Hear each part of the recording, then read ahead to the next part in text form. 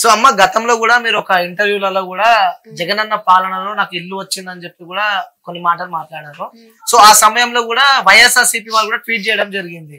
ఎందుకంటే ఆ పవన్ కళ్యాణ్ అలాగే చంద్రబాబు నాయుడు కలిసి ఆడుతున్న నాటకము కావాలని చెప్పి కుమారి ఆంటీని అక్కడ షాప్ చేయడానికి ఈ రెండు పార్టీలు కలిసి ప్రయత్నం చేస్తున్నాయని చెప్పి కూడా ఆ వైసీపీ వాళ్ళు ట్విట్టర్ ద్వారా మనకి వాళ్ళు మెసేజ్ చేయడం జరిగింది.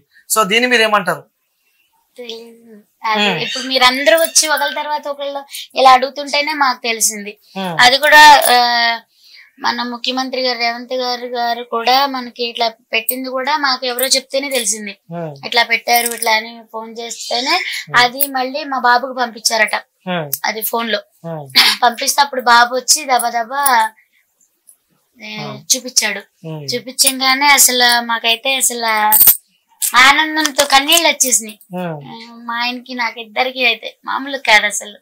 నిజంగా మా దృష్టిలో అయితే మా ఇంటి దేవుడైతే రేవంత్ రెడ్డి సార్. మీకు ఎప్పుడు మేము ఉన్నంత వరకు అయితే మా ప్రాణం ఉన్నంత వరకు అయితే మిమ్మల్ని ఎప్పటికీ మర్చిపోము. మీరే మా దేవుడు.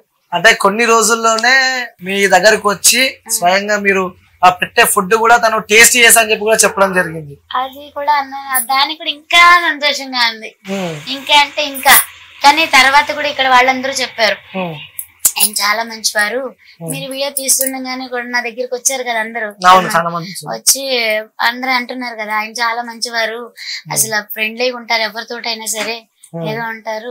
మీరు ఎంతో అదృష్టం చేసుకున్నారు. ఆయన ఇంతేను కదా ఆయన అసలు ఆయన నేచరే అంతంట. ఎవరైనా సరే విధిగా ఉండారట, అంటే వచ్చేస్తారంట ఎవరికైనా సరే అని చెప్పి ఇక్కడ వాళ్ళందరూ వచ్చి చాలా అంటే సంతోషం. దీనిపై మీరేమంటారు? వైఎస్ఆర్సీపీ ట్వీట్ పై ఏమంటారు? అంటే పవన్ కళ్యాణ్ చంద్రబాబు నాయుడు కలిసి అక్కడ నుంచి షాప్ తీసేపించారని చెప్పి కూడా ట్వీట్ చేయడం జరిగింది. వైసీపీ వాళ్ళు స్వయంగా అఫీషియల్ పేజ్ అది అక్కడ నుంచి ట్వీట్ రావడం జరిగింది. అంటే తెలీదు అది ఇదిగా అంటే అది అంటే ₹1 కోటి ఉంది నా పేరు మీద. అదే అదే ఫ్లాట్ ఉంది, ₹1 కోటి ఫ్లాట్ ఉంది, మళ్ళీ బెంచ్ కార్ ఉంది అని చెప్పి పెట్టారట సోషల్ మీడియాలో పెట్టారట.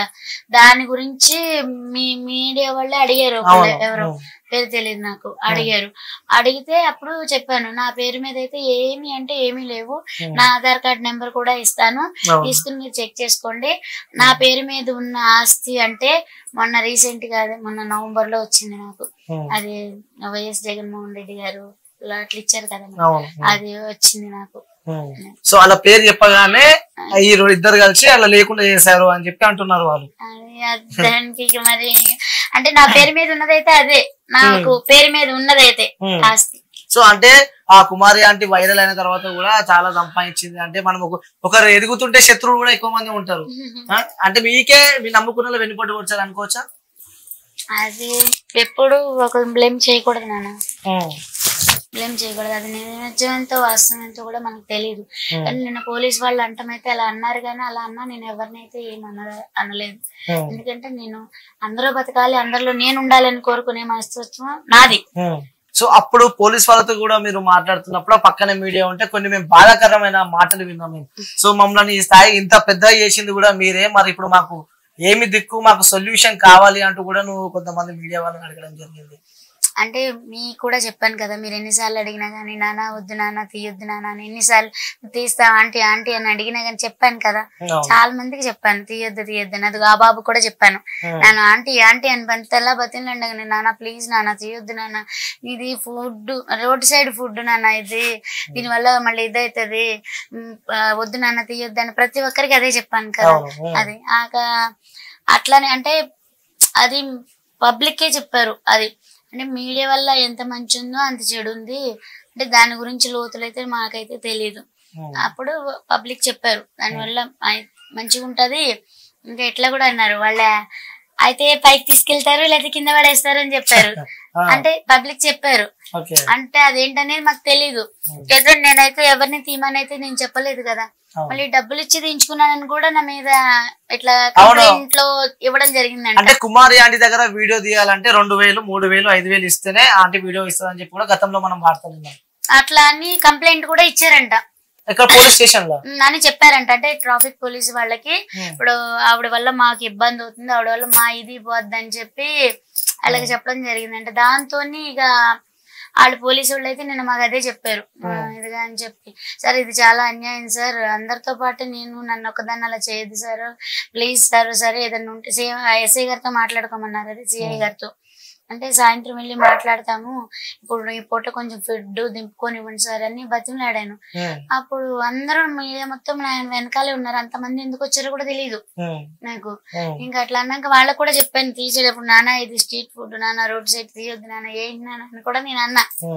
ఇది ఇట్లా అనేటప్పటికి కూడా ఇంకా అప్పుడు ఇంకా పబ్లిక్ అయితే అప్పటికే మీరు విన్నారు కదా నిన్న, చూసారు కాదు అక్కడ ఏం జరిగింది అనేది. పబ్లిక్ ఏమన్నారు, అట్లా ఎందుకు ఆపనివ్వట్లేదు ఎదిగా అంటే, మీరు అందరూ మేము వెళ్ళి పోలీసులకి ఎదురు నిలబడతామని అంటే కూడా నేనేం చెప్పాను, నాన్న గొడవలు పడొద్దు, గొడవలతో ఏది అవ్వదు, దేవుడు ఉన్నాడు, నేను నమ్మిన మీరందరూ ఉన్నారు, దేవుడు ఉన్నాడు నాకు. కానీ అట్లా చెప్పానంటే బతిమలాడుకోవాలి కానీ అట్లా ఇచ్చేయకూడదు కదా అని చెప్పి సార్ వాళ్ళని బతిమలాడుకున్నాం, నాన్న అట్లా చేయొద్దు నాన్న అని చెప్పి వాళ్ళకి చెప్పాను కదా. అంటే మీరు పోలీస్ స్టేషన్ పోయి పోలీసులను బతిమలాడారు? అక్కడనే బతిమలాడాను. కానీ బతిమలాడాక ఒక పెద్ద ఆయన ఉన్నారు కదా, దాంట్లో పేర్లు నాకు తెలియదు, పెద్ద ఆయన ఆ పోలీస్ సైడ్ లో కొంచెం పెద్ద ఆయన ఉన్నారు కదా పోలీస్ సైడ్ లో, ఆ పెద్ద ఆయన సార్ పేరు తెలీదు, ఆ పెద్ద సారు పాపం సరే దింపుకొని తొందరగా దింపుకో అమ్మా అన్నారు పాపం. అన్నాక సరే అని చెప్పి నేను ఇక లోపలికి వెళ్ళాలి, దింపుతారు కదా అనేటప్పటికి నేను వెళ్తే మళ్ళీ ఆయనకాల వచ్చేసారు మీరందరూ.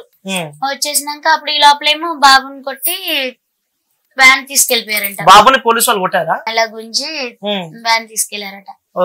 ఇంకా అప్పుడు బాధ అనిపించింది, అదైతే తెలియదు నాకు. ఇక అంకుల్ కొంచెం దానికే రేట్ కొంచెం ఎక్కువగా, అదప్పుడు నాకు తెలీదు. కాకపోతే ఇక ఏంటంటే తీసుకెళ్లారు, కొట్టకుండా కూడా తీసుకెళ్తే బాగుండేది.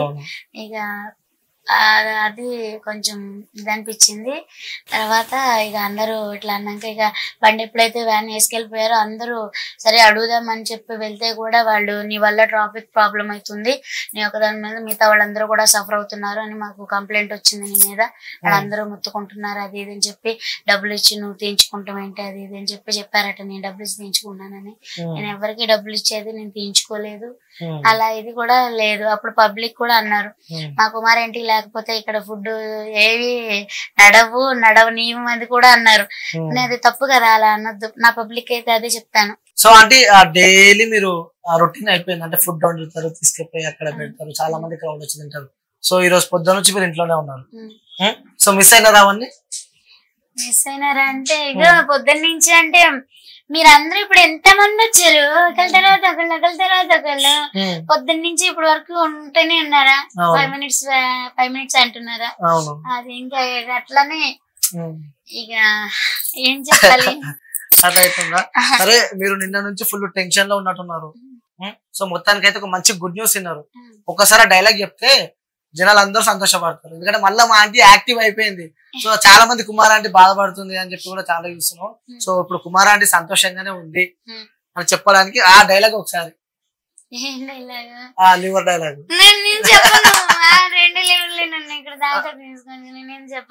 కుమారి ఆంటీ అంటే 2 స్టేట్స్ కాదు, ఇప్పుడు రాష్ట్ర ముఖ్యమంత్రి కూడా స్పందిస్తుంది ఇప్పుడు మిమ్మల్ని.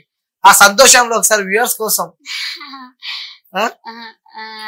రామరాజ్యం వచ్చిందని చెప్తాను. రామరాజ్యం వచ్చింది. మన రామరాజ్యంలో రాముడు ఎవరో కాదు, మన సీఎం రేవంత్ రెడ్డి గారు. ప్లీజ్ దయచేసి అందరూ ఆయనకి సపోర్ట్ చేయాలి, ఇలాంటి పాలన మనకి ఎప్పుడు ఉండాలి అని కోరుకుంటున్నాను. అయితమ్మా, థ్యాంక్ యూ అమ్మా, థ్యాంక్ యూ సో మచ్. ఎంత బిజీలో ఉన్నా కూడా సో ఒకరి తర్వాత ఒకరికి ఇంటర్వ్యూలు ఇస్తున్నాం. సో థ్యాంక్ యూ అమ్మా. థ్యాంక్ యూ నాన్న.